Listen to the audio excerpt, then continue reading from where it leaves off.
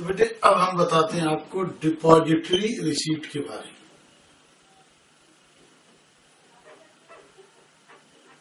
Depository receipts होती क्या है? ये दो तरह की डिपॉजिटरी रिसीट होती हैं। एक को कहते हैं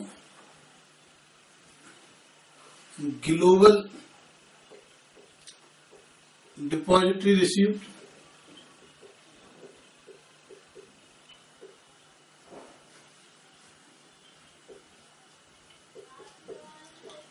और ये एक होती है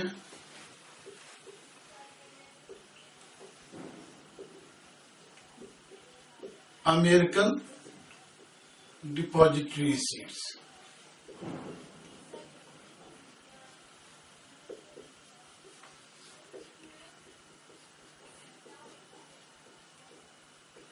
एक होती है इंडियन डिपॉजिटरी रिसीट्स,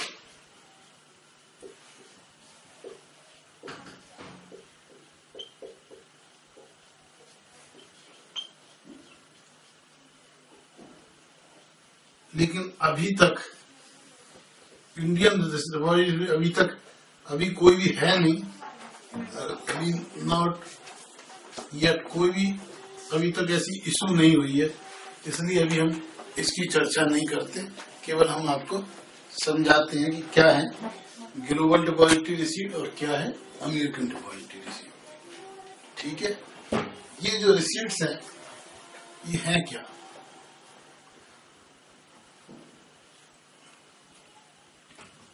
ये बेसिकली डेरिवेटिव्स हैं। This derive value from underline shares. ठीक है, यानी जो शेयर्स होते हैं उन्हीं शेयर्स के डेरिवेटिव हैं ये डिपॉजिटरी रिसीट्स। आपको पता है कि हमारे एडीआर और जीडीआर कुछ कंपनीज ने, रिलायंस ने, इन्फोसिस ने और कुछ कंपनीज ने अपने शेयर्स इंडिया के बाहर स्टॉक एक्सचेंज में रजिस्टर्ड करा रखे और उनकी यूरो इशू और बाहर इशू आए हुए हैं। यस, तो ये जो इशूज आते हैं, तो क्या आप समझते हैं यदि हम अमेरिकन को या आउटसाइड इंडिया वालों को शेयर्स इशू करते हैं, तो जिस तरह शेयर सर्टिफिकेट अपने यहाँ इशू होते हैं, इसी तरह शेयर सर्टिफिकेट उन पार्टियों के पास जाते हैं? सब जाते होंगे बेटे, ऐसा नहीं है। इसके लिए क्या होता है, जैसे आप तो समझते होंगे आजकल एक डीमैट का कंसेप्ट है। एक डिपॉजिटरी यहाँ पर अपॉइंट होती है और आपके शेयर्स, जिस तरह बैंक में पैसा होता है, शेयर्स उसमें रखे जाते हैं और आपको स्लिप मिलती है और आप उसी से उसको ट्रांसफर कर सकते हैं। ठीक है, तो इसी तरह यदि कोई इशू आता है बाहर का, तो बाहर का इशू आने के बाद में जितने अमेरिका के हैं, इंग्लैंड के हैं, जितने शेयर होल्डर्स हैं, उन शेयर्स के शेयर्स यहाँ पर्टिकुलर डिपॉजिटरी, चाहे वो एनएसडीएल हो या जो भी कस्टोडियन हो, उस कस्टोडियन के पास सुरक्षित रख दिए जाते हैं और वो कस्टोडियन गारंटी लेके उसकी एक रिसीट बना के कि इस पार्टी के इतने इतने शेयर्स जमा हैं, एक जो कस्टोडियन उस कंट्री में होता है, उस कंट्री के कस्टोडियन के पास जमा कर देते हैं और वो कस्टोडियन उन शेयर होल्डर्स को चिट्ठी देता है, एक रिसीट देता है कि ये ग्लोबल डिपॉजिटरी रिसीट आपके लिए है। तो ये जो ग्लोबल डिपॉजिटरी रिसीट इशू करते हैं, इसको ग्लोबल डिपॉजिटरी रिसीट करते हैं।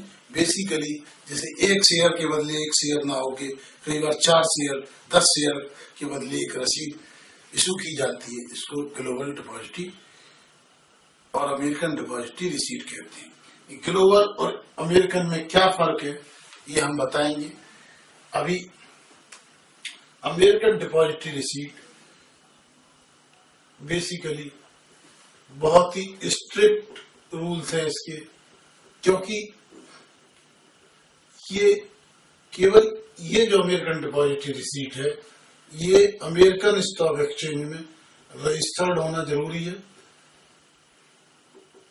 और ये जो अमेरिकन डिपॉजिटरी रिसीट है ये इंडिविजुअल्स अमेरिकन इंडिविजुअल से पैसा ले सकती है, जबकि ग्लोबल डिपॉजिटरी अमेरिका में ट्रेड तो कर सकती है, अमेरिका के फाइनेंशियल इंस्टीट्यूशन से पैसा ले सकती है। रेस्ट ऑफ वर्ल्ड में तो ग्लोबल डिपॉजिटरी ट्रेड हो सकती है, लेकिन अमेरिका के अंदर ग्लोबल डिपॉजिटरी रिसीट यूएसए में केवल financial institution, foreign financial institution, trust etcetera से पैसा ले सकती है, but not from the individual. Individuals की सेविंग्स ग्लोबली डिपॉजिटरी रिसीट में नहीं आ सकती। ओके, तो बेसिकली ये पूरे वर्ल्ड में काम करती है इंक्लूडिंग यूएसए, लेकिन यूएसए में ये इंडिविजुअल एसेस है, ये हमारी बेसिकली यूएसए स्पेसिफिक है, यानी यूएसए में फ्रीली ये काम कर सकती है। ओके, इसके लिए देयर इज नो रिक्वायरमेंट। ये भी जनरली अमेरिका की सबसे बड़ा मार्केट है, अमेरिका में चलती है, लेकिन ये इंडिविजुअल से पैसा नहीं ले सकती। इसलिए जो ये जैसे यहाँ सेबी है वहां सिक्योरिटी एक्सचेंज कमीशन है, एक्सचेंज कमीशन है, उसके रूल्स इस पर नहीं चलते, रूल्स नहीं चलते। यहाँ पर अमेरिकन डिपॉजिटरी रिसीट के अंदर एसईसी यानी सिक्योरिटीज एक्सचेंज कमीशन से ये डायरेक्ट होती है, रेगुलेट होती है, उसको कंप्लाई करना पड़ता है। ओके, ये जो ग्लोबल रिसीट है इसकी लोअर कॉस्ट होती है, इसकी जो मेंटेन और इफेक्टिव करने के लिए अमेरिकन डिपॉजिटरीज की मेंटेन और सारी formality they are highly costly, ये बहुत ज्यादा इनकी कॉस्ट होती है। ओके, ये जीडीआर इसीलिए इंडिया में बहुत popular with Indian companies and Indian business houses.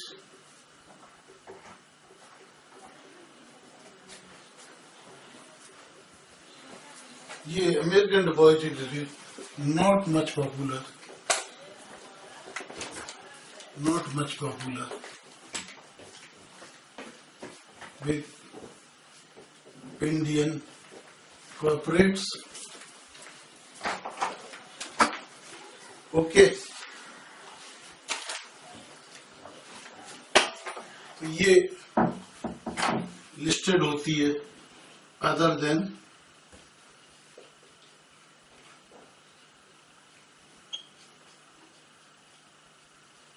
American stock exchange.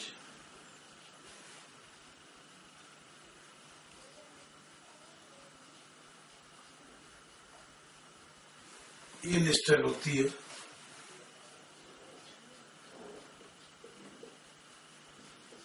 American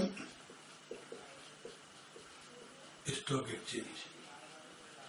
okay, यानी ये लंदन स्टॉक एक्सचेंज में रजिस्टर्ड है, लंदन स्टॉक एक्सचेंज में है, पेरिस में है, ठीक है, इस तरह ये रजिस्टर्ड होती है। तो ये आपने थोड़ा थोड़ा समझा डिपॉजिटरी रिसीट के बारे में। अब हम थोड़े से एक दो प्रैक्टिकल क्वेश्चंस आपको कराते हैं इस जीडीआर और एडीआर पर, ठीक है। तो यदि ये आपने कॉपी कर लिया तो हम इसको इरेज करें। हाँ सर, इसको आप इरेज कर सकते हैं। तो अब हम इसको इरेज कर देते हैं।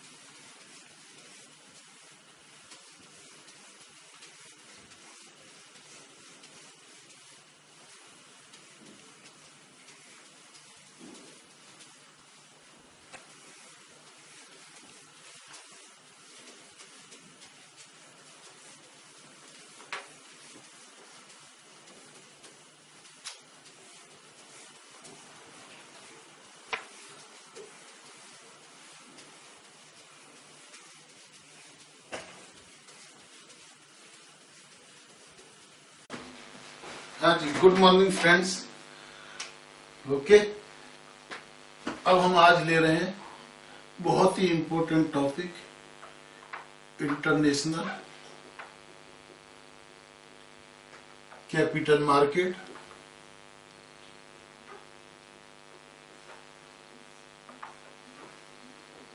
ओके, इंटरनेशनल कैपिटल मार्केट, आपको पता है now the world is a global economy और India is becoming part of this global economy. और हमारे यहाँ से बहुत सारे लोगों ने, आपने पता होगा, इन्फोसिस कंपनी, रिलायंस कंपनी, इन सब ने, सत्यम, रिलायंस, इन्फोसिस और बहुत सारी कंपनीज ने ईरो इशू निकाले हुए हैं, जीडीआर निकाले हुए हैं, एडीआर निकाले हुए हैं। आप समझते होंगे जब शेयर्स निकाले होते हैं, रेट आते हैं टीवी पर, तो वो जीडीआर दिखाते हैं। हमारे यहाँ जो है रेट दिखाते हैं, शेयर का रेट दिखाते हैं, पर वहां जब हम न्यूयॉर्क स्टॉक एक्सचेंज देखते हैं, लंदन स्टॉक एक्सचेंज देखते हैं, वहां पर इन्फोसिस का जीडीआर, रिलायंस का जीडीआर, इस तरह की टर्म्स आती हैं। ओके, तो ये सब क्या है कि इंडियन कंपनीज ने बाहर से पैसा लिया हुआ है, बाहर अपने शेयर्स आउटसाइड इंडिया इशू किए हुए हैं, और साथ ही साथ वहां के स्टॉक एक्सचेंज में लिस्टिंग भी कराई गई है। ओके, तो ये यानी दे आर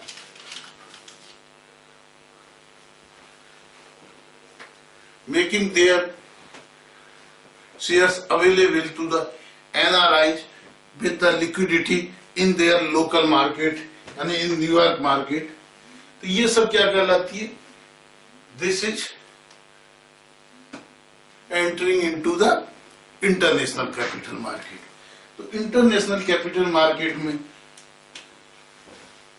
जो हम फंड लेते हैं वो या तो होता है ईरो इशू या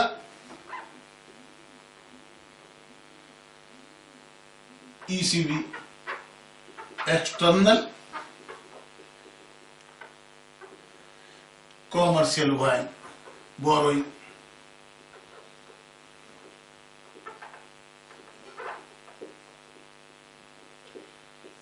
एक्सटर्नल कॉमर्शियल बोरोइंग बैंक से होती है, जैसे यहां पर term loan, cash credit, LC, packing credit,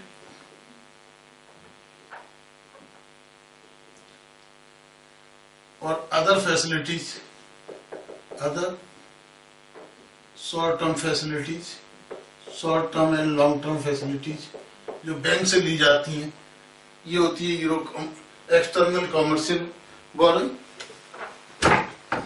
और जो ईरो इशू होते हैं, ईरो इशू के दो पोर्शन होते हैं, एक जो हमारे शेयर लाइक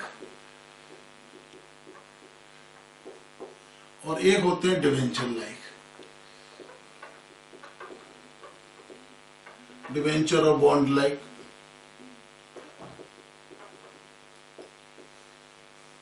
तो शेयर लाइक जो होते हैं, इसमें मोस्ट इंपोर्टेंट है एडीआर एंड जीडीआर। और ये जो डिवेंचर्स और ये जो बॉन्ड होते हैं, ये क्या होते हैं? इसमें दो तरह के बॉन्ड चलते हैं, एफसीसी भी, एफसीई भी, यानी फॉरेन करेंसी कन्वर्टेबल बॉन्ड और foreign currency external bonds. Okay, तो इन सब के लिए और इनके लिए, सबके लिए गाइडलाइंस है, गाइडलाइंस थी, और गाइडलाइंस के बाद में लेटेस्ट रेगुलेशंस आई,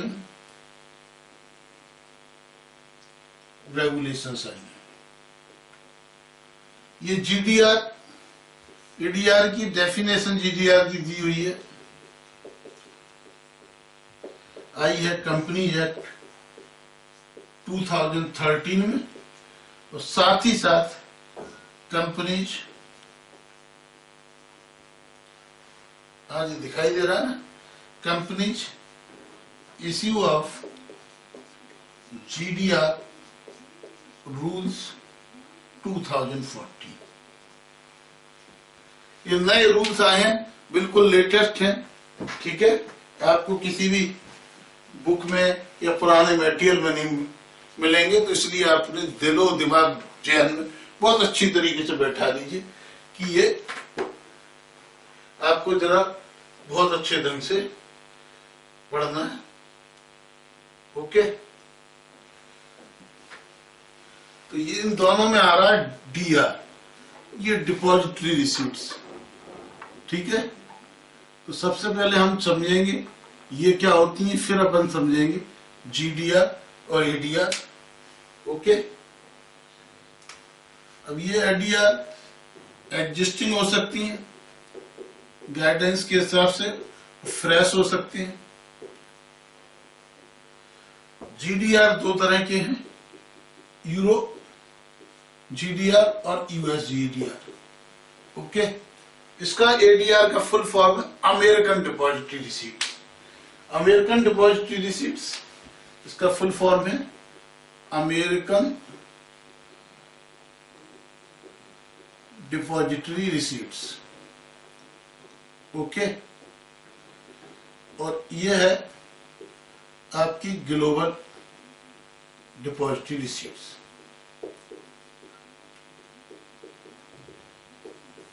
क्योंकि एक लेक्चर में मैं ऑलरेडी आपको global depository receipts and American depository receipts के बारे में मैं ऑलरेडी बता चुका हूं, इसलिए इसको दोबारा ना बता के मैं इससे आगे की रेगुलेशंस बताता हूं। नहीं सर बता दीजिए, तो बेटे हम बता देते हैं, ठीक है। ये चार्ट यदि आपने समझ लिया हो तो पहले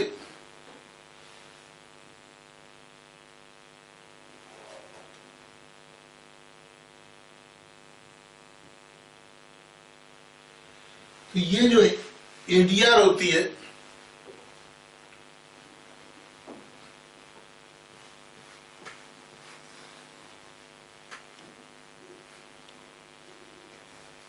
ये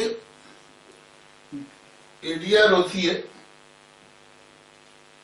ये dollar denominated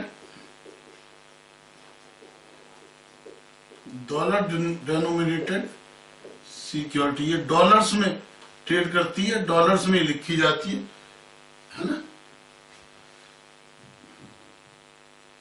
security in a non US company listed in US and having retail shareholdings। बहुत इसके नॉर्म्स कड़े होते हैं अमेरिकन डिपॉजिटरी रिसीट्स के, यानी अमेरिका के स्टॉक एक्सचेंज के अंदर कोई भी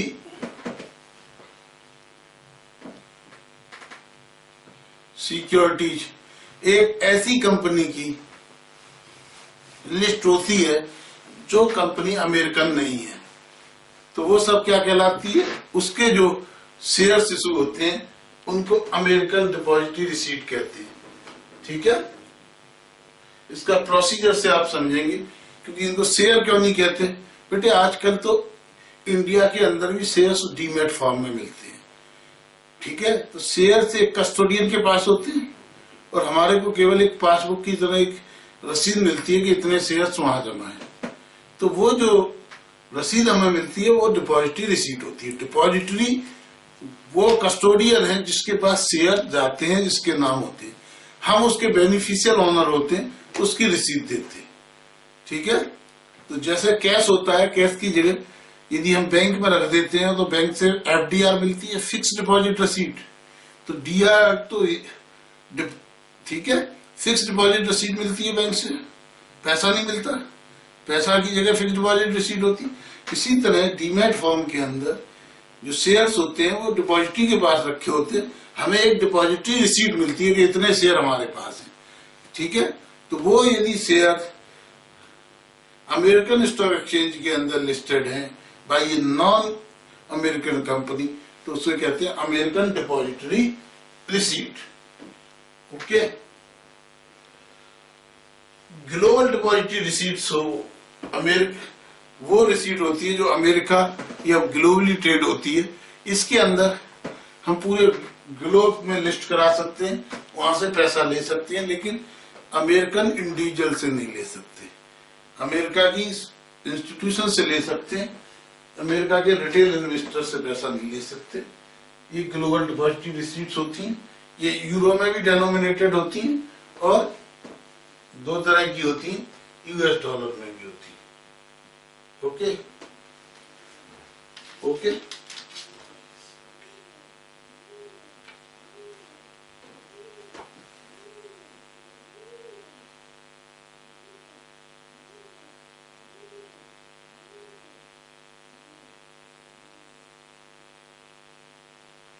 ये बात समझ में आई। अब आप समझिए कि इसमें जो पैसा लिया जाता है ये किससे लिया जाता है? PROI से, पर्सन रेजिडेंट आउटसाइड इंडिया से।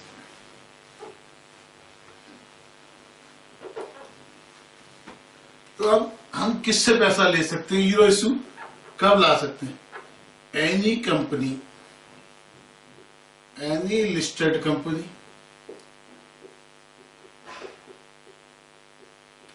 इन इंडिया, ठीक है, who is authorised to issue shares और raise money from PROI। PROI means person resident outside India, ठीक है। वो RBI फैमा की कंप्लायंस प्लस आउटसाइड इंडिया वाले स्टॉक एक्सचेंज की कंप्लायंस करके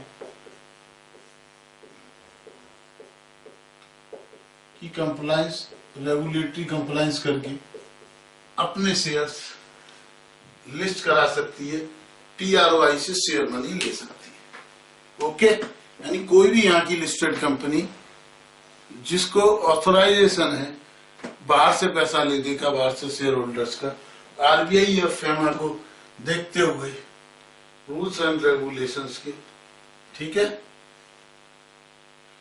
तो उस कंट्री के न्यूयॉर्क स्टॉक एक्सचेंज के अंदर न्यूयॉर्क स्टॉक एक्सचेंज की कंप्लायंस करके, लंदन में है तो लंदन स्टॉक एक्सचेंज की कंप्लायंस करके वहां पर स्टॉक एक्सचेंज से पैसा ले सकती है। तो ये हमने क्या बताया? Any unlisted, any listed company.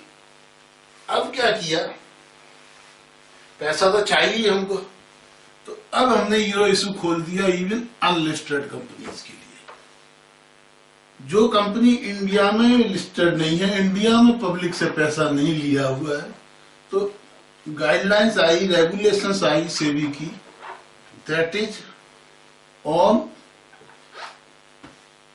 11 अक्टूबर 2030। तो 11 अक्टूबर 2000 से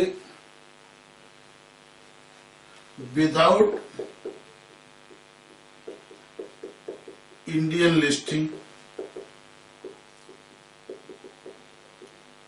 ओके, जो वहां पे लिस्टेड कंपनी है, ISCO, FATF, ओके, यानी Indian company without Indian listing company उन कंट्री से, या इसको क्या है, ये वो कंट्री है और फंड है, स्टॉक एक्सचेंज है, फंड है, जिन्होंने सेबी से, सिक्योरिटी एक्सचेंज बोर्ड इंडिया से बिलैटरल बायलैटरल एग्रीमेंट्स कर रखे हैं एक दूसरे की कंप्लायंस करने के।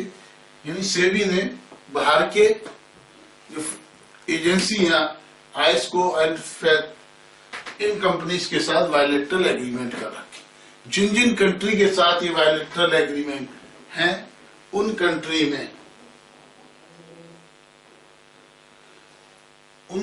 में ये किस लिए किए, prevention of money laundering act के लिए, स्विट्जरलैंड का पैसा पता करना है, ये इसके लिए,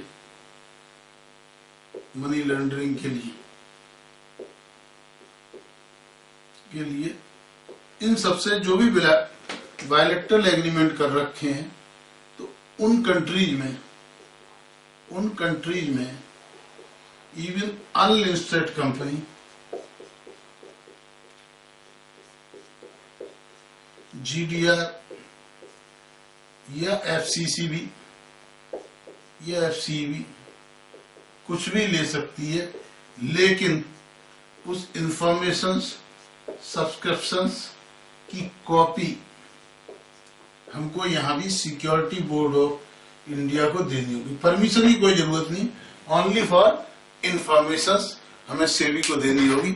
हमें कंडीशंस क्या है, उस कंट्री के जो भी रेगुलेटरी अथॉरिटी है, ठीक है। साथ ही साथ जो पैसा जब आएगा, तो जो एफडीआई पॉलिसी है, फॉरेन के किस किस सेक्टर में आ सकता है, जैसे रिटेल में कितना आ सकता है, होलसेल में कितना आ सकता है, और कौन कौन से जो एफडीआई पॉलिसी है उसकी हमें कंप्लायंस करनी होगी, ठीक है। अब ये जो फंड हम ले सकते हैं, अनलिस्टेड कंपनी बाहर से फंड ले सकती है, वो किस किस काम के लिए ले सकती है, ये हमें देखना है, ठीक है। ये फंड तो ले सकते हैं, लेकिन फंड का यूज क्या होगा, मोस्ट इंपोर्टेंट थिंग ये है। तो हम फंड का क्या कर सकते हैं, ये हमें जरा समझना है।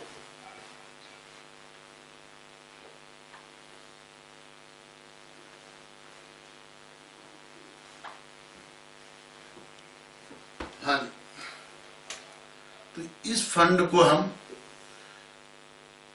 यूज कर सकते हैं टू पे बैक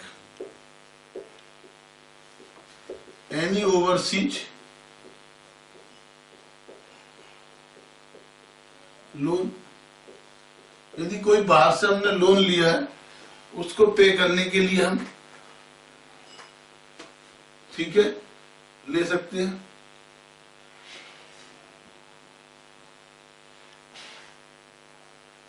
या फिर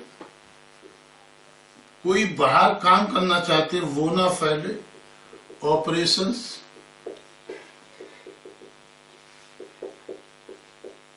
आउटसाइड इंडिया,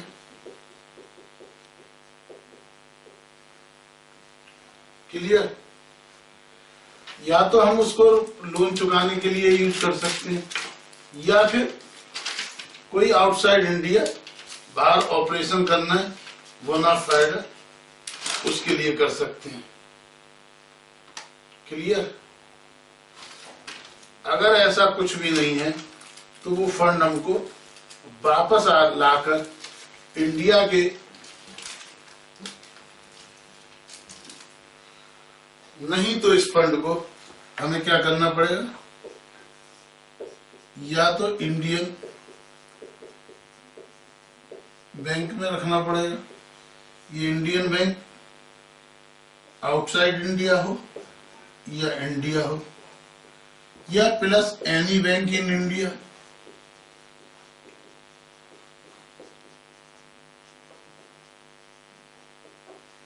या फॉरेन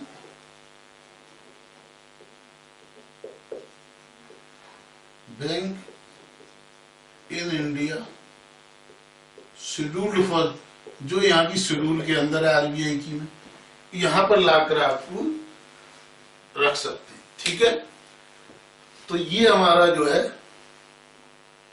हीरो इश्यू के बारे में हमने थोड़ा थोड़ा आपको बताया।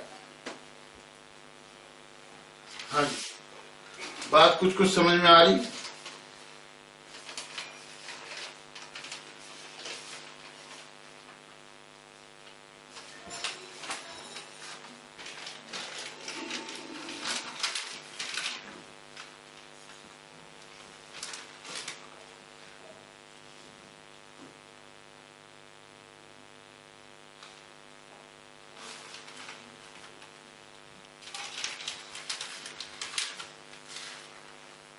हाँ जी सर, तो ये जो है हम जो फंड को यूज कर सकते हैं, केवल इन काम के लिए ही फंड यूज किया जा सकता है।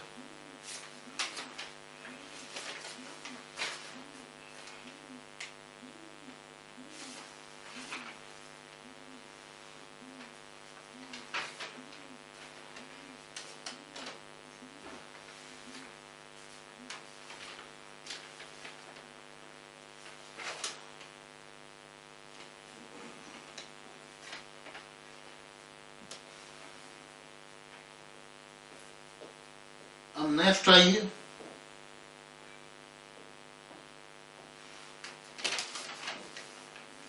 अब इसके लिए हम एक तो समझेंगे कि जीडीआर के रूप में फंड कैसे आ सकता है, एक समझेंगे एफसीसीबी के रूप में कैसे आ सकता है, एक समझेंगे एफसीईबी के रूप में कैसे आ सकता है। ठीक है, एक एक करके इनकी गाइडलाइंस हम समझते हैं।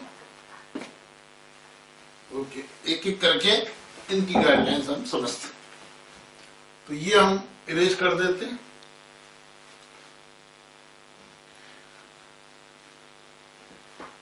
तो जीडीआर की हमने बता ही दिया क्या होती है, ग्लोबल डिपॉजिटरी रिसीट्स, है ना। इसकी डेफिनेशंस और ग्लोबल डिपॉजिटरी के बारे में दो दो तीन तीन बार, एक बार शुरू के अंदर मार्केट के क्या क्या इंस्ट्रूमेंट्स हैं, दूसरे चैप्टर्स में, दूसरे लेक्चर्स में हम बता चुके हैं। तो इसलिए हम ज्यादा टाइम ग्लोबल डिपॉजिटरी रिसीट्स होती क्या है, क्या उसके एडवांटेज हैं, फंक्शंस हैं, इन पर ना वेस्ट ना करके हम सीधे आते हैं जो अपनी latest companies issue of GDR rules 2014। ठीक है, सीधे हम आते हैं companies issue of GDR rules 2014। Okay,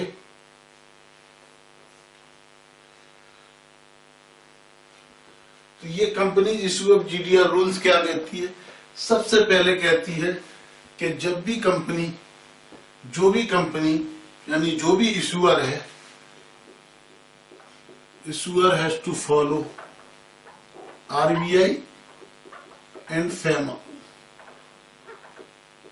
सबसे पहले जो भी इशूअर है वो सेबी और बाकी रेगुलेशंस तो पूरी करेगा ही, उसको रिजर्व बैंक ऑफ इंडिया की जो भी डायरेक्शंस हैं यानी फॉरेन एक्सचेंज मैनेजमेंट एक्ट को कंप्लाई करना है। इनके जितने भी प्रोविजंस हैं उसको कंप्लाई करना है। और जब भी ये इशू होगा तो सबसे पहले क्या है, बोर्ड ऑफ डायरेक्टर्स का रिजोल्यूशन होगा, बोर्ड ऑफ डायरेक्टर्स का रिजोल्यूशन होगा, resolution approving GDR, board of directors का रिजोल्यूशन होगा GDR को अप्रूव करते हुए। ओके, उसके बाद में सेक्शन 62 ऑफ कंपनीज एक्ट 2013 क्या कहता है? सेक्शन 62 कहता है कि देयर शुड बी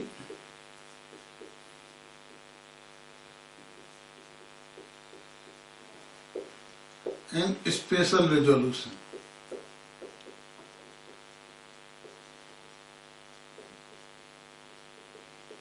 और साथ ही साथ स्पेसिफाइंग डिटेल्स, कंट्री का name, number of securities, price, terms etcetera, और इसके लिए एज पर सेक्शन 102 एक एक्सप्लेनेटरी स्टेटमेंट होना चाहिए in the general meeting. Okay, सबसे पहले क्या कहता है कि इश्यूअर को आरबीआई की परमिशन लेनी चाहिए, बोर्ड ऑफ डायरेक्टर्स का रेजोल्यूशन होना चाहिए जो कि अप्रूव करे जीडीआर को। उसके बाद सेक्शन 60 कहता है 62 के इसके लिए ऑर्डिनरी रेजोल्यूशन से काम नहीं चलेगा, स्पेशल रेजोल्यूशन आपको जनरल मीटिंग में या एजीएम के अंदर, ये एजीएम या ईओजीएम हो, कोई भी एक्स्ट्रा ऑर्डिनरी जनरल मीटिंग हो या जनरल मीटिंग हो, उसके अंदर एक स्पेशल रेजोल्यूशन पास करना हो। और वो स्पेशल रेजोल्यूशन के अंदर सारी डिटेल्स स्पेसिफाई करनी पड़ेगी, कौन सा कंट्री है, कितनी सिक्योरिटी है, क्या रेट पे है, क्या टर्म्स है, और एक्सप्लेनेटरी स्टेटमेंट लगाना पड़ेगा सेक्शन 102 के हिसाब से। ओके, उसके अलावा ये जो डिपॉजिटरी रिसीट्स हैं,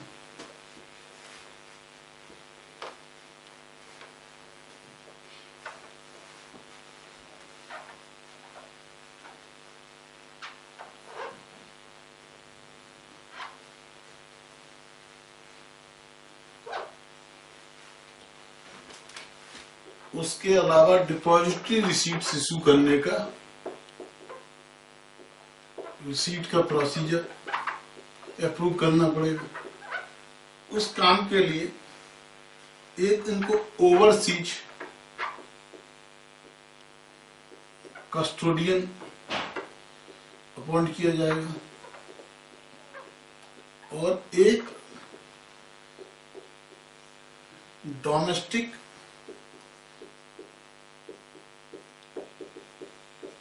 डिपॉजिटरी अपॉइंट की जाएगी,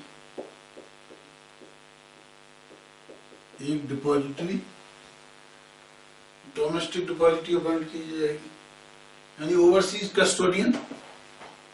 ये जो शेयर्स इशू होंगे, यदि मान लो रिलायंस जीडीआर इशू करती है न्यूयॉर्क स्टॉक एक्सचेंज में, तो यहाँ से एलओटीज को सर्टिफिकेट नहीं जाते, सर्टिफिकेट यहाँ जाके एनएसडीएल या सीडीएसएल में जो यहाँ का डोमेस्टिक डिपॉजिटरी है उसके पास लेके रख जाएंगे। वो वहां से एक रसीद भेजेगी, depository receipt, to the custodian, जो कस्टोडियन न्यूयॉर्क में होगा। न्यूयॉर्क में मान लो कोई और कंपनी है, mister John financial consultant limited, उसको चिट्ठी भेजेगा कि भाई ऑन बिहाफ ऑफ यू इतने शेयर्स इस पर से, इतने रॉबर्ट के नाम, इतने जॉन के नाम, इतने मिस्टर आदम के नाम, ये मिस्टर करदम के नाम, ये मिस्टर, पूरी लिस्ट होगी। लिस्ट के अंदर बेनिफिशियल ऑनर की वो लिस्ट भेजेगा किसको? कस्टोडियन को। और कस्टोडियन जो है, जो ओवरसीज होगी, जो वहां का फाइनेंशियल कंसल्टेंट हो, जो डिपॉजिटरी होगा, वो वहां से उस चिट्ठी के बेसिस पे, उस लेटर के बेसिस पे, उस रसीद के बेसिस पे हर एक को एक डिपॉजिटरी रिसीट देगा कि ऑन योर बिहाफ इतने इतने शेयर्स हमारे पास जमा है। जब भी आपको लेना है तो जिस तरह एफडीआर होती है, इसी तरह ये डिपॉजिटरी रिसीट है। जब आपको उसको कैश कराना है तो बैंक में जाके कैश लेते हैं, इसी तरह आपको जब भी मेंबरशिप एक्सरसाइज करनी है, आपको उस कस्टोडियन को उस रिसीट के बेसिस पे अपने शेयर्स लेने होंगे। तो क्या करेगा? एक डोमेस्टिक ओवरसीज कस्टोडियन अपॉइंट करेगा एक डोमेस्टिक डिपॉजिटरी है। उसके बाद में जो भी आरबीआई की अप्रूवल लेकर उसके बाद एक मर्चेंट बैंकर,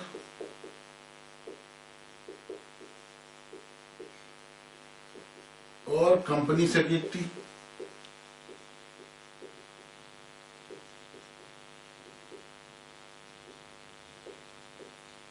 या चार्टर्ड अकाउंटेंट, ये प्रैक्टिसिंग चाहिए। Practising company secretary, practising chartered accountant,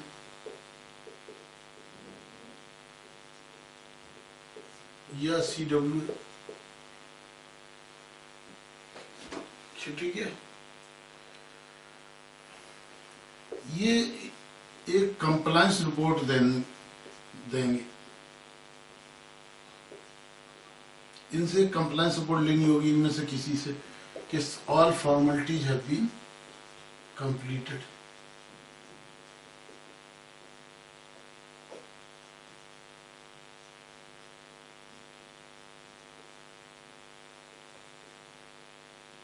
हाँ जी,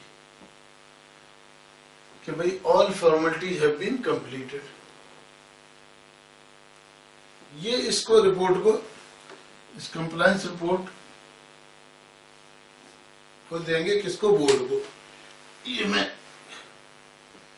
इरेज कर देता हूं।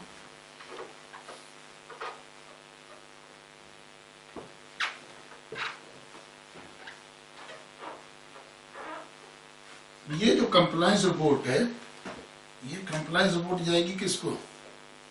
ये कंप्लायंस रिपोर्ट जाएगी बोर्ड ऑफ डायरेक्टर्स को। बोर्ड ऑफ डायरेक्टर्स को, या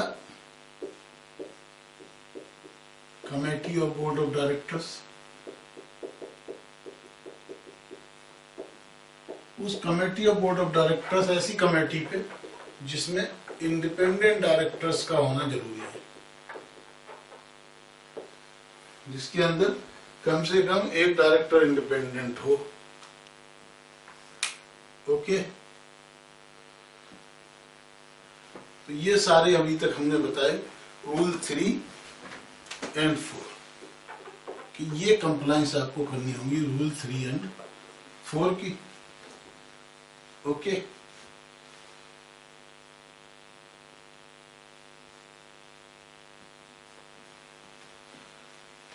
हाँ जी, ये समझ में आया कि आप सीए से या सीएस से या सीडब्ल्यूए से या मर्चेंट बैंकर से एक रिपोर्ट लोगे, वो एक सर्टिफिकेट देगा कि all compliance has been done. ठीक है,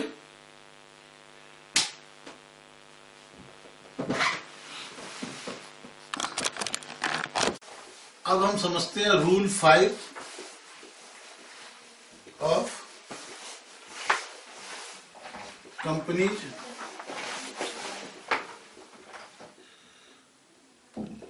इश्यू ऑफ GDR रूल्स 2014। ठीक है, तो रूल 5 क्या कहता है कि किस किस तरह ये इशू किया जा सकता है। यानी GDR can be issued by public offering, इसमें पब्लिक ऑफरिंग की जा सकती है। ये प्राइवेट प्लेसमेंट से भी प्राइवेट प्लेसमेंट किया जा सकता है। पब्लिक ऑफरिंग, प्राइवेट प्लेसमेंट,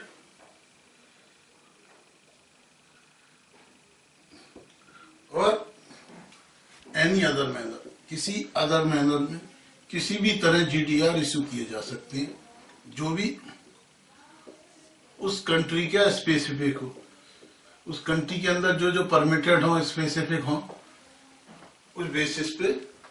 ठीक है, और ये GDR इशू किए जा सकते हैं अगेंस्ट न्यू शेयर,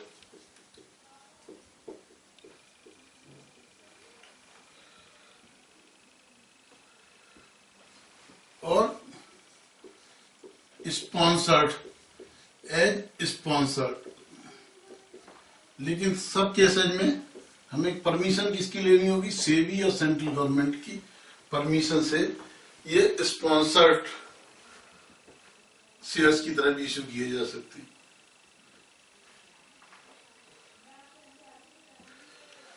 अब इनका अलॉटमेंट क्या, इनका जो शेयर्स का shares allotment will be in the name of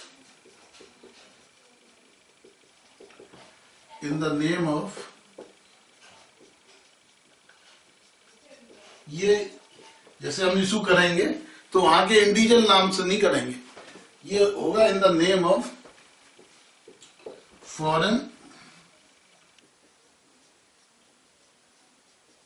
depository banks. जो भी फॉरेन डिपॉजिटरी बैंक होगी या कस्टोडियन होगा जो रसीदें इशू करेगा, उसके नाम शेयर होंगे।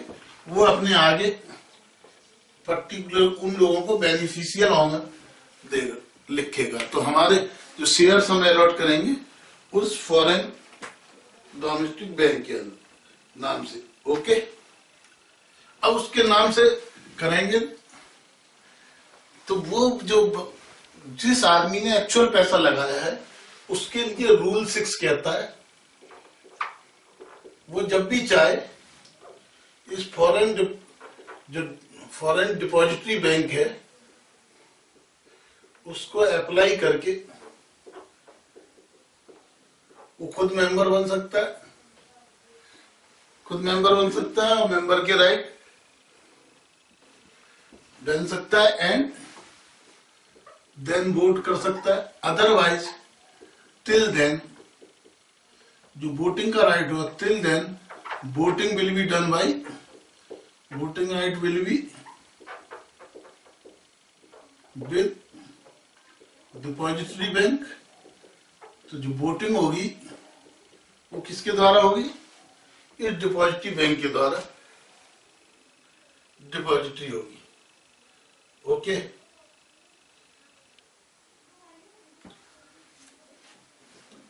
तो ये कहता है रूल 6, वोटिंग का प्रोसीजर हो गया। अब रूल 7 क्या कहता है कि इसकी प्रोसीड्स कहां रखी जाएगी? टीडीआर की जो प्रोसीड्स होगी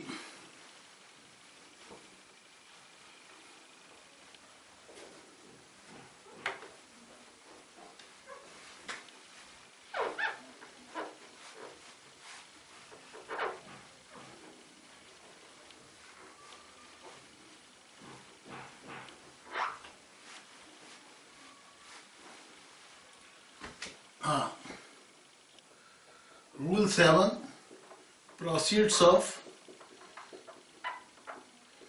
GDR. ओके, या तो किसी बैंक इन इंडिया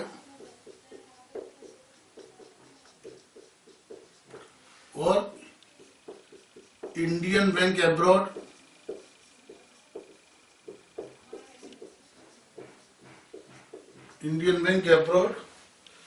और फॉरेन शेड्यूल्ड बैंक। जो विदेशी शाखाएं which is operating also in India, जो बैंक हैं जो इंडिया में भी ऑपरेट कर रही हैं और जो आरबीआई की शेड्यूल्स में हैं, वहां पर इसकी प्रोसीड्स रखी जाएगी। Okay,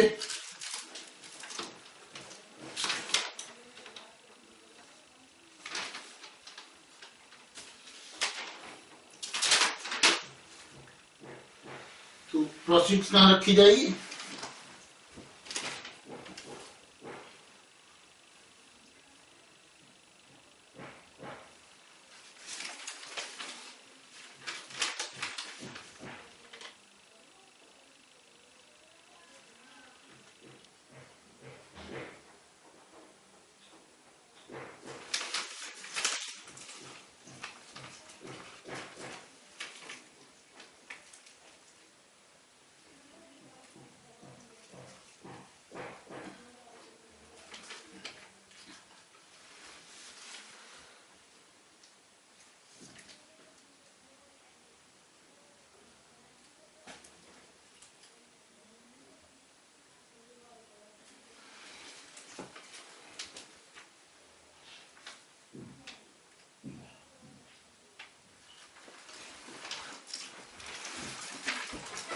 okay. जबकि ये आपको बताया रूल 7 में, जबकि हमने क्या बताया था आपको, अनलिस्टेड कंपनीज के बारे में भी बताया था। जो अनलिस्टेड कंपनीज हैं वो जो अनलिस्टेड कंपनी है they can also get GDR issue कर सकती हैं,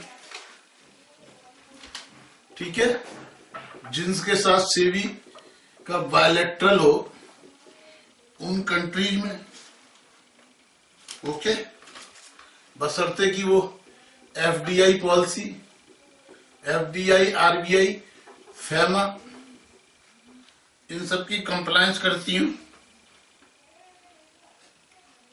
ओके। ओवरसीज दैट्स के लिए या ऑपरेशन के लिए, operation outside India, operation means business operations. ये लोग जो है, जबकि जीडीआर में नॉर्मली लिस्टेड के लिए क्या क्या बताया, जबकि ये जो अनलिस्टेड कंपनी है वो यहां के अलावा जो सरप्लस है वो एडी कैटेगरी 1 बैंक में ही रख सकती।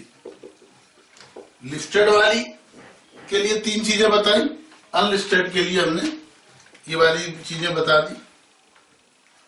अब जब भी कोई एडीआर होगा, ये हमने बता दिया किसके लिए, अनलिस्टेड के लिए। अदरवाइज रूल सेम है।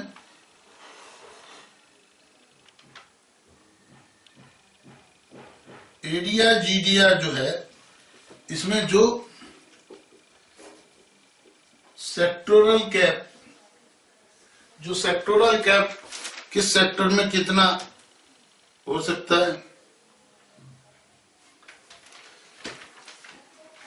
Entry route, minimum capital requirement,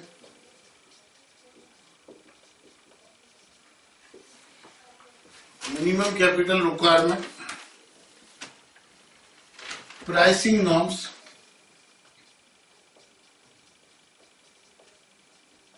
ये सब जो भी सेंट्रल गवर्नमेंट स्पेसिफाई करेगी, इसको हमें क्या करना होगा, इसको हमें कंप्लाई करना होगा, ठीक है।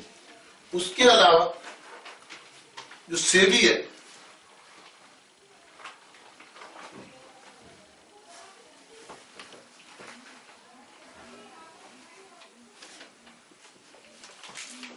हाँ जी, उसके अलावा जो सेबी है ये हमारा रेगुलेट कर सकती है क्या, टाइमिंग,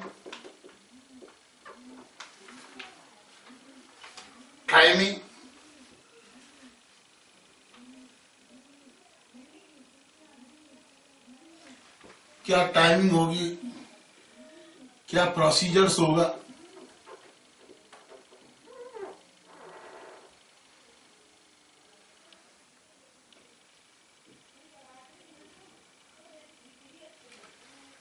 ठीक है। हालांकि इसमें नो, ये प्रिस्क्राइब कर सकती है नो एंड यूजर रेस्ट्रिक्शन, इसमें एंड यूज की कोई रेस्ट्रिक्शन नहीं है, ठीक है, जब तक कि सीजी प्रिस्क्राइब ना करे। उसके अलावा हमें जो है कंपनीज एक्ट 2013 फॉलो करना होगा।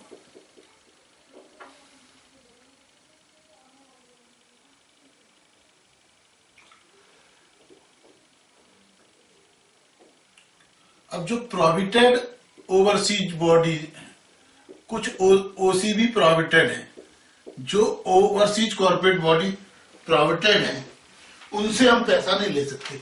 कुछ बॉडी प्रोविटेड है ओवरसीज कॉर्पोरेट बॉडी, तो जीडीआर उनको इशू नहीं कर सकते, प्रोविटेड को इशू नहीं कर सकते।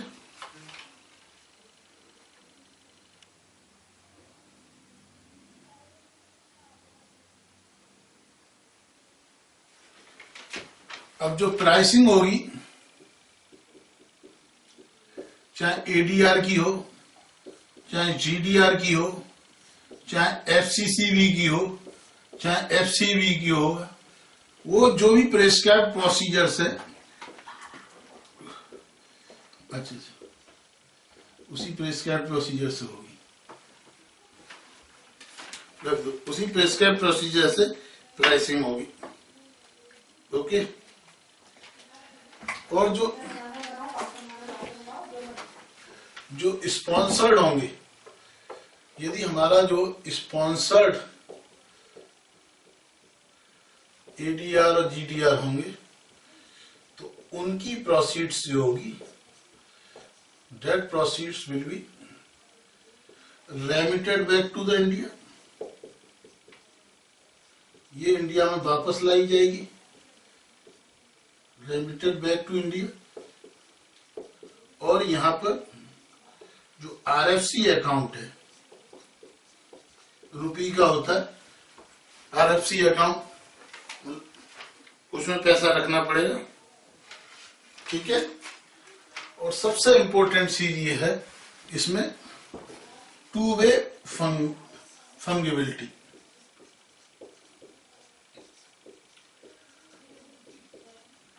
टू वे फंगिबिलिटी अलाउड है। ओके।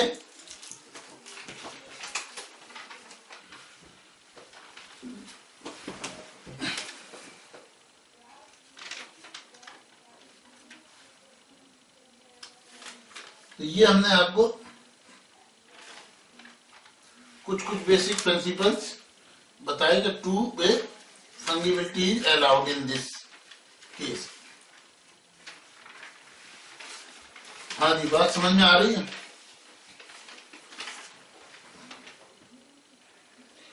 तो ये जो प्रोविजंस हैं, ये जो गाइडलाइंस हैं, ये सेम गाइडलाइन जीडीआर के लिए एप्लीकेबल होंगी, एडीआर के लिए एप्लीकेबल होंगी। ओके। एफसीसीबी के लिए एप्लीकेबल होंगी, ठीक है। एफसीबी के लिए अलग गाइडलाइंस निकाली हैं, एफसीसीबी के लिए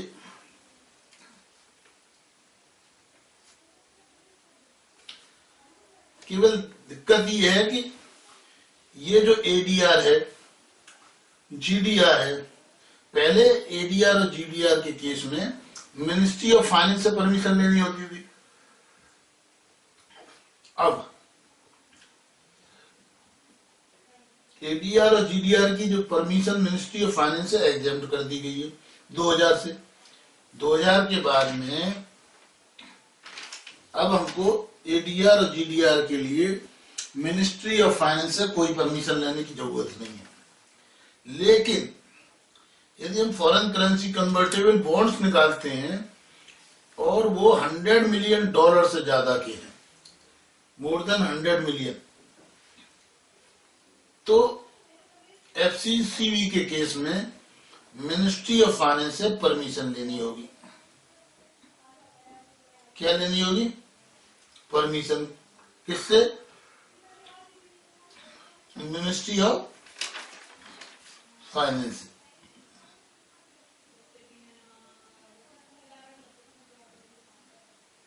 हाँ, ये बात समझ में आती है?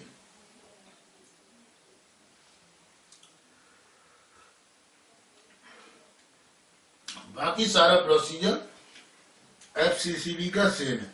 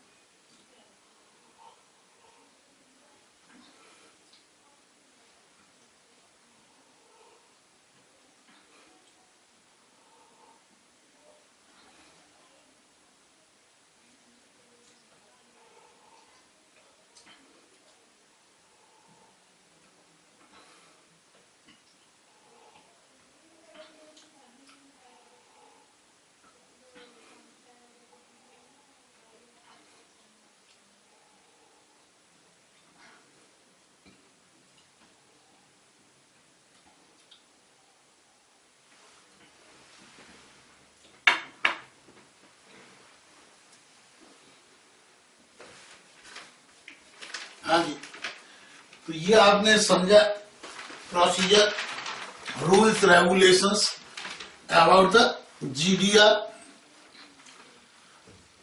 ADR, FCCB, ठीक है।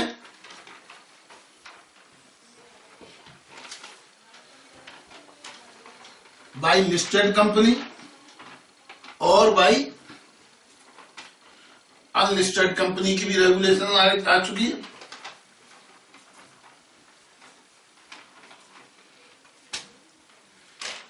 अब समझते हैं हम ADR,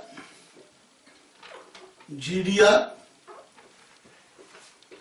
FCCB foreign convertible bond and FCEB।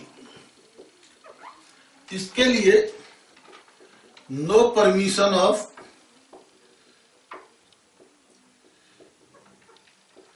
Ministry of finance since 2000 के बाद। यहां FCCB में यदि था more then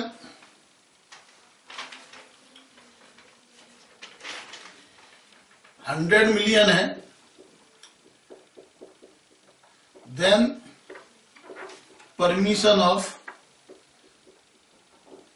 ministry of finance is required.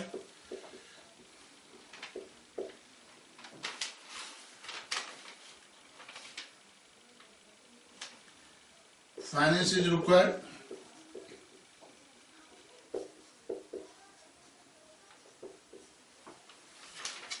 FCB के लिए एक अलग गाइडलाइंस है, FCEB 2008 by ministry of finance. जबकि ये तीनों चीजें, ये जो GDR की इश्यू ऑफ GDR रूल्स हैं, इनके हिसाब से है ना, और कंपनीज एक्ट 2013, साथ ही साथ प्लस ICDR की जो गाइडलाइन से भी ICDR 2009, इन सब के हिसाब से GDR, ADR और FCCB इश्यू होते हैं। FCB के लिए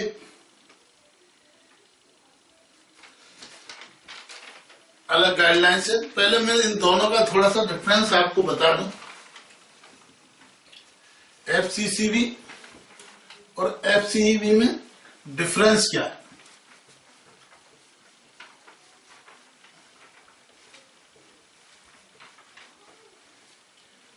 देखिए, इसमें क्या होता है FCCB में, मान लो A लिमिटेड है, इसमें भी A लिमिटेड है। A लिमिटेड इश्यू करती है बॉन्ड, और अल्टीमेटली ये कन्वर्टेबल बॉन्ड होते हैं, ये फॉरेन करेंसी में होते हैं। फॉरेन करेंसी में ही इंटरेस्ट जाती है, और फॉरेन इंटरेस्ट इसमें ही रीपेमेंट होता है, और इसका बाद में कन्वर्जन होता है, conversion of equity by of A limited. जो इश्यूअर कंपनी है, इसमें A लिमिटेड में इश्यूअर कंपनी अलग होती है और एक होती है ऑफरर कंपनी।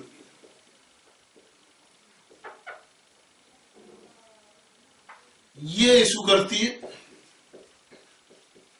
ये बॉन्ड होते हैं FC बॉन्ड, ये इंटरेस्ट रीपेमेंट होता है। उसके बाद में ये जो कन्वर्जन होता है, conversion of shares of offeror company, ये जो B लिमिटेड एक ऑफरर कंपनी होती है, उस B कंपनी के बिहाफ पर ये इश्यूअर कंपनी इशू करती है। तो जो शेयर्स कन्वर्ट होते हैं FCCB में, वो उसी कंपनी के होते हैं, इश्यूअर कंपनी की। जबकि इसके अंदर क्या होता है, ऑफरर के।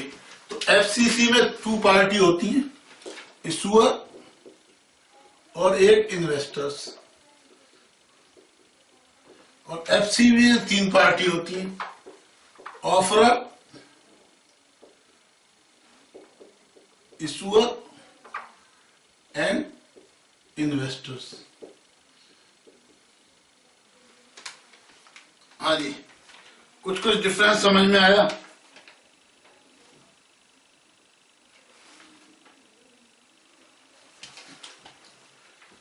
दोनों ही फिक्स इंटरेस्ट होते हैं।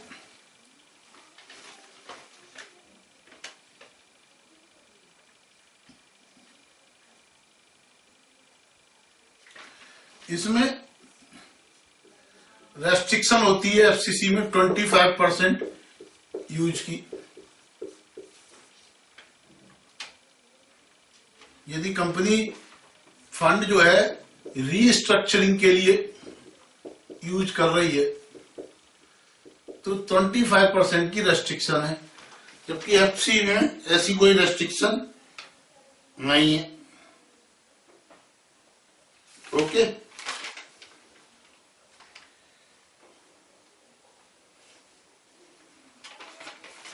अब मैं आपको बताता हूं एफसीबी जो है इसकी एक अलग रेगुलेशन आई 2008 में बाय मिनिस्ट्री ऑफ फाइनेंस।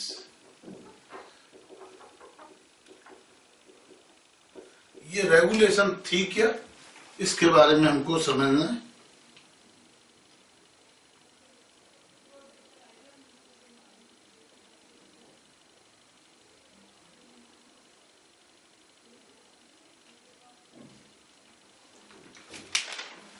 तो इस गाइडलाइंस के हिसाब से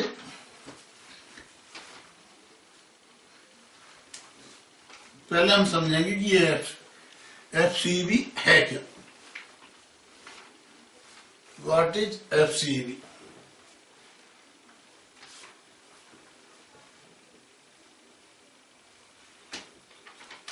इसके हिसाब से एफसीबी क्या है? एफसीबी, ये मिनिस्ट्री ऑफ फाइनेंस की गाइडलाइंस कहती है एफसीबी इज ए बॉन्ड। ये क्या है? एक बॉन्ड है। ये बॉन्ड है which is expressed in foreign currency. ये एक ऐसा बॉन्ड है जो एक्सप्रेस होता है किसमें? फॉरेन करेंसी में।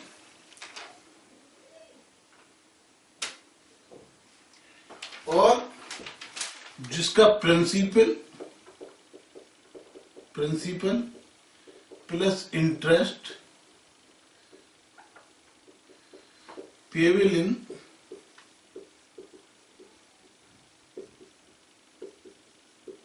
Foreign currency. इसका प्रिंसिपल और इंटरेस्ट दोनों फॉरेन करेंसी में पेबल होता है। और क्या बताता है? This is issued by Indian company to person resident outside India, to person resident outside India.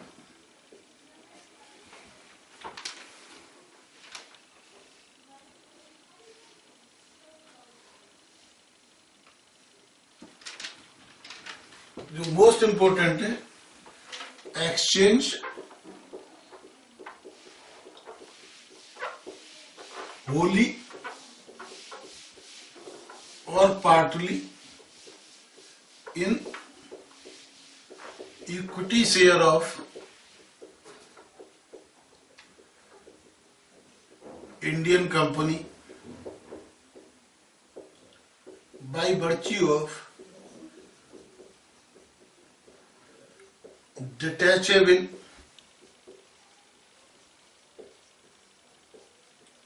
Warrant. Share warrant आप कह दिए। attached to it. तो इसके अंदर जब भी ये इशू किया जाता है, इसके साथ एक शेयर वारंट दिया जाता है, जिस वारंट को हम कभी भी कन्वर्ट करके इक्विटी ले सकते हैं। Okay,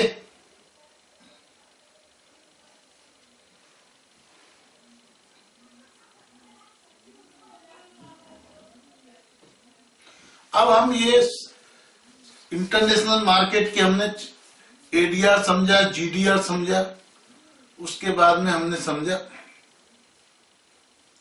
foreign currency convertible bond एफसीसीबी और foreign currency external bond FCB, ये सब हमने समझा। अब हम इसका प्रोसीजर क्या करेंगे। इसका प्रोसीजर सेम होता है जो प्रोसीजर एक किसी भी कंपनी के इशू का होता है। ठीक है, सबसे पहले हम अपॉइंट करते हैं इंटरमीडियरीज। इंटरमीडियरीज का मतलब क्या, हम अपॉइंट करते हैं lead manager, lead manager appoint करते हैं, फिर हम अपॉइंट करते हैं कोल लीड मैनेजर्स। ठीक है, लीड मैनेजर अपॉइंट करते हैं, को लीड मैनेजर अपॉइंट करते हैं, फिर जो अपना ओवरसीज डिपॉजिटरी बैंक है जिसके पास रखेंगे, जिसके नाम शेयर इशू करते हैं, उसको अपॉइंट करेंगे ओवरसीज डिपॉजिटरी बैंक को। फिर एक यहाँ पे जो यहाँ से इसके पास शेयर रखेंगे, जो ओवरसीज बैंक को एक चिट्ठी देगा, लेटर देगा कि इतने इतने शेयर हमारे पास रखे हुए हैं। ऐसा एक हमें डोमेस्टिक कस्टोडियन रखना पड़ेगा। यस, तो डोमेस्टिक कस्टोडियन बैंक होगा। उसके अलावा एक एजेंट अपॉइंट करते हैं, लिस्टिंग एजेंट। लिस्टिंग एजेंट क्या होता है, वो अब जो है दूसरे कंट्री की पूरी लिस्टिंग की रिक्वायरमेंट के लिए जाना आना और वहां के प्रोसीजर समझना और फॉर्मेलिटी करना, that is not possible for the promoters, और यहाँ के आदमी के लिए भी बड़ी दिक्कत तलब है।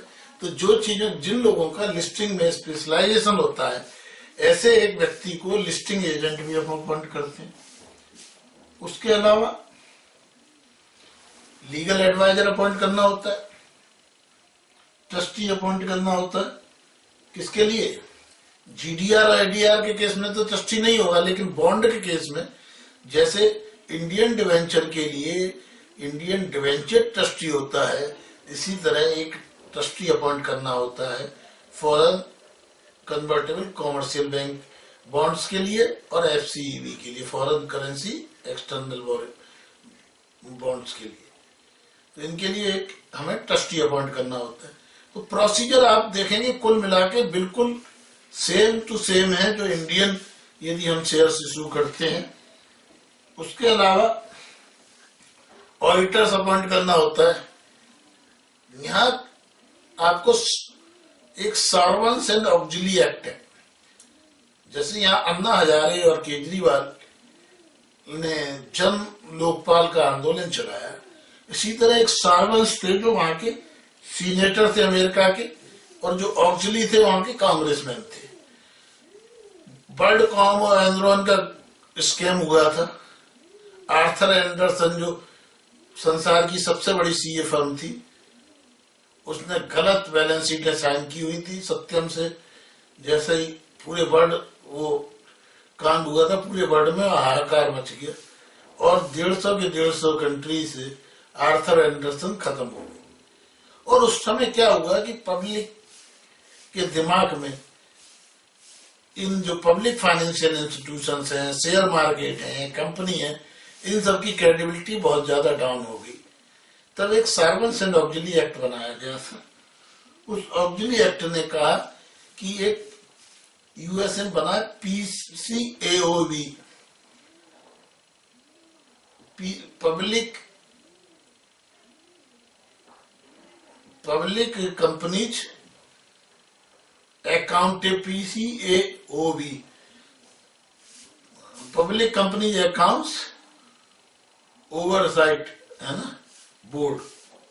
यानी जो पब्लिक कंपनी है उनके ऑडिटर्स को उसके यहाँ रजिस्टर कराना पड़ता है, ये देखने के लिए, और उनकी कंप्लायंस करनी होती है जिससे कि कोई गड़बड़ ना हो सके। तो वो ध्यान रखनी है कि आपका जो ऑडिटर अपॉइंट होगा, इंडिया के अंदर तो ऐसा कोई कंडीशन है नहीं, लेकिन वहां जो है जो ऑडिटर अपॉइंट होगा, यदि मान लो आप यूएसए के अंदर शेयर्स लिस्ट कराना चाह रहे हैं, जीडीआर वहां इशू की है, तो आपको ऐसा ऑडिटर चाहिए जो कि पीसीओबी में रजिस्टर्ड हो। पब्लिक ओवरसाइट बोर्ड जो है वहां का, पब्लिक कंपनी ओवरसाइट बोर्ड, उसके अंदर वो रजिस्टर्ड हो, तभी वो ऑडिट कर पाएगा। ठीक है। इसके अलावा जैसे यहाँ पे अंडर राइटर अपॉइंट करते हैं, तो इवन जीडीआर और एडीआर और एफसीसीबी के केस में भी वहाँ अंडर राइटर एक अपॉइंट करते हो कि यदि मान लो पब्लिक पूरी तरह सब्सक्राइब ना करे तो अंडर राइटर्स उस शेयर्स को ले सके। तो ये सारी प्रोसीजर्स जो सेम टू सेम है वो हमें करनी होती है। उसके अलावा जो डॉक्यूमेंट्स हमें प्रिपेयर करने होते हैं वो क्या क्या है? सब्सक्रिप्शन एग्रीमेंट, जीडीआर के लिए सब्सक्रिप्शन एग्रीमेंट करना होता है, अंडर राइटर्स एग्रीमेंट करना होता है। ओके, जो लोग सब्सक्राइब करने के पहले कमिटमेंट करते हैं उनसे सब्सक्रिप्शन एग्रीमेंट होता है, जो अंडर राइटर्स होते हैं उनसे अंडर राइटर एग्रीमेंट होता है। उसके बाद में क्योंकि कस्टोडियन बनाने तो दोनों डिपॉजिटरी से, ओवरसीज डिपॉजिटरी से और इंडियन डिपॉजिटरी, दोनों डिपॉजिटरी से एग्रीमेंट होगा, कस्टोडियन से एग्रीमेंट होगा। ओके, उसके बाद एक एजेंसी एग्रीमेंट करना होता है, लिस्टिंग एजेंट से एग्रीमेंट करना होता है। उसके अलावा एक कन्वर्जन एजेंट होता है जिसको कहते हैं एजेंसी एग्रीमेंट। तो होता क्या है, जो एजेंट होते हैं कन्वर्जन एजेंट, जो ब्याज वगैरह का पेमेंट है, इंटरेस्ट वगैरह का जो पेमेंट है ओवरसीज में, ये जनरली बैंक को अपॉइंट कर देते हैं अपन एजेंट। तो डायरेक्ट उनको ना दे के सीधा पैसा उनके पास चला जाता है कन्वर्जन एजेंट के पास। वो एक एक जो भी पर्सन रेजिडेंट आउटसाइड इंडिया उनको इंटरेस्ट वगैरह का पेमेंट कर देता है, तो उनके साथ एग्रीमेंट करना होता है। और in the case of FCCB and FCV हमें ट्रस्टी के साथ में एक ट्रस्ट डीड बनानी होती है। तो ये सारे डॉक्यूमेंट से, ठीक है, तो ये सारा डॉक्यूमेंटेशन करना होता है। बाकी करना क्या है हमको, प्री है,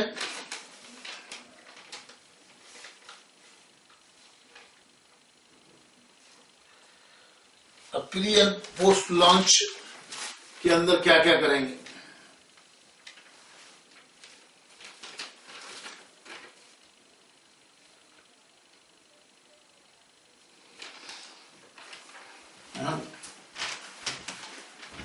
बात कुछ कुछ समझ में आ रही है? तो इसमें क्या क्या हम डॉक्यूमेंट्स तैयार करेंगे।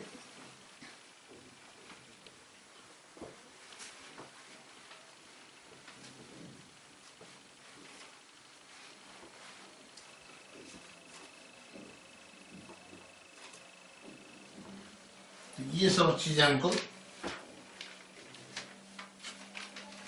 समझनी है।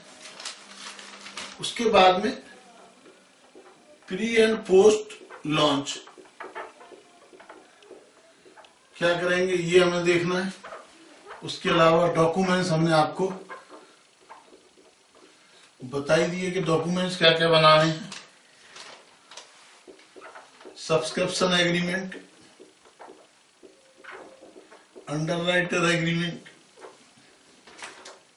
Depository agreement,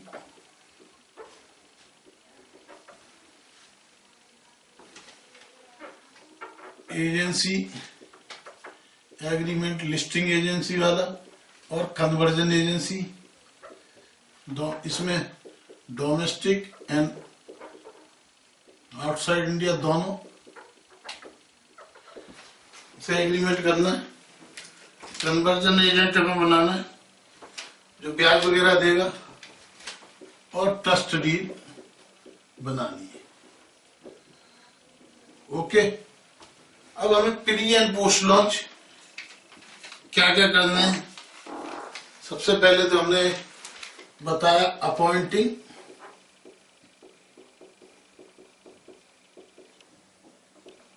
intermediaries,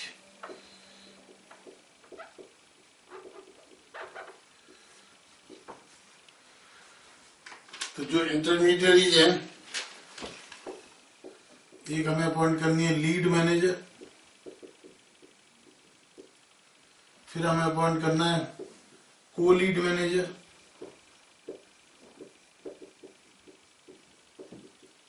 lead manager, को लीड मैनेजर,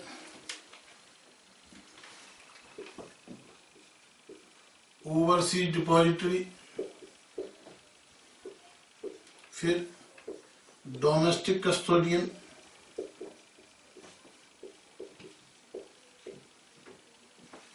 फिर हमको डोमेस्टिक कस्टोडियन अपॉइंट करना है, लिस्टिंग एजेंट,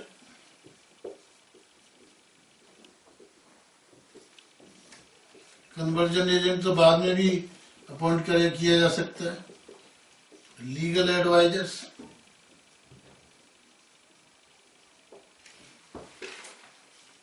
ऑडिटर,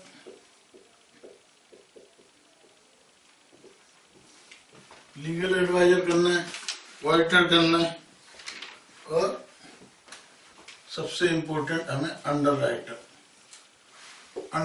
करना है। ये सारी चीजें अपने को देखनी है, तब जाके अपना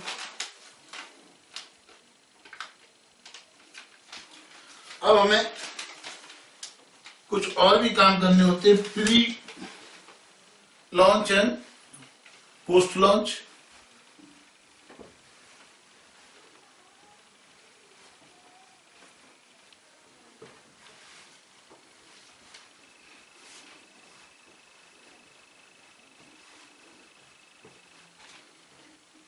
हाँ जी, pre launch and post launch हमें और क्या काम करने होते हैं। हमें जीडीआर के लिए कॉन्स्टिट्यूशन ऑफ बोर्ड कमेटी,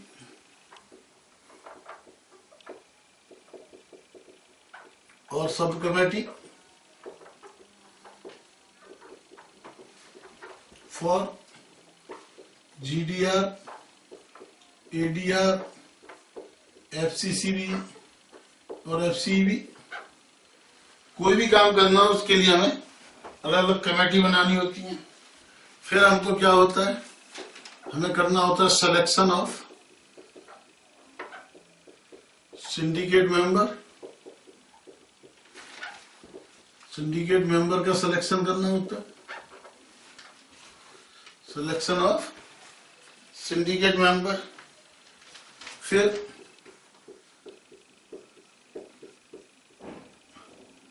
कोई भी काम करोगे ड्यू डिलीजेंस तो करनी पड़ेगी, तो ड्यू डिलीजेंस का टास्क करना होता है, ड्यू डिलीजेंस, लिस्टिंग फॉर्मेलिटीज के लिए पेपर्स, ऑफरिंग सर्कुलर्स,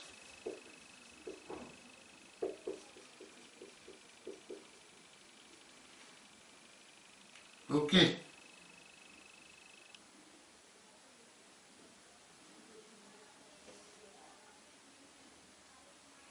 उसके अलावा जो भी रिसर्च पेपर होते हैं प्रोजेक्ट के बारे में, कंपनी के बारे में, पेपर मार्केटिंग के बारे में, टाइमिंग, प्राइसिंग, साइज, उसके अलावा रोड शो करना होता है, रोड शो, ब्रोकर्स कॉन्फ्रेंस,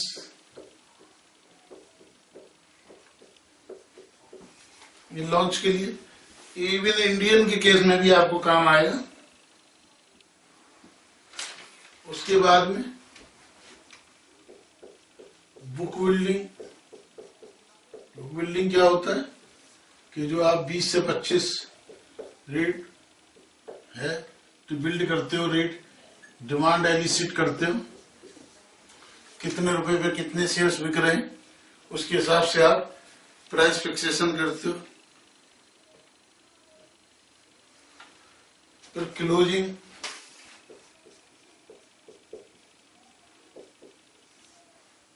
फिर इन्वेस्टर्स रिलेशंस, और नेक्स्ट इज जैसे यहाँ भेजने होते हैं स्टॉक एक्सचेंज को, वहां भी क्वार्टरली स्टॉक फाइनेंशियल स्टेटमेंट वगैरह जो भी भेजने होते हैं, ये सारी चीजें अपने को जीडीआर के केस में करनी होती है। ओके,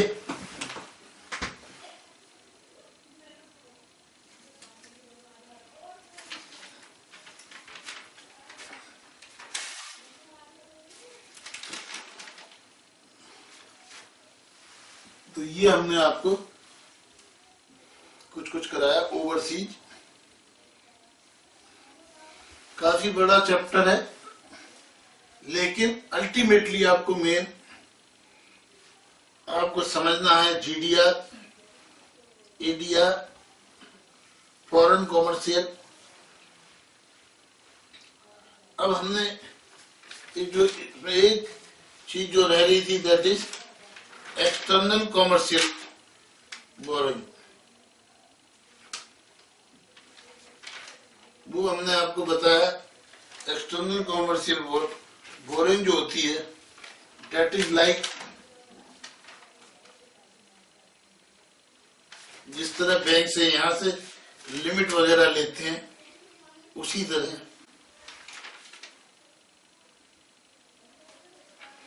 एक्सटर्नल कॉमर्शियल बाइंग होती है।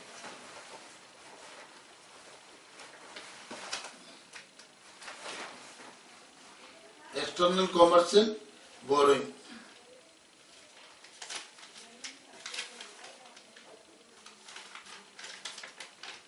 ओके।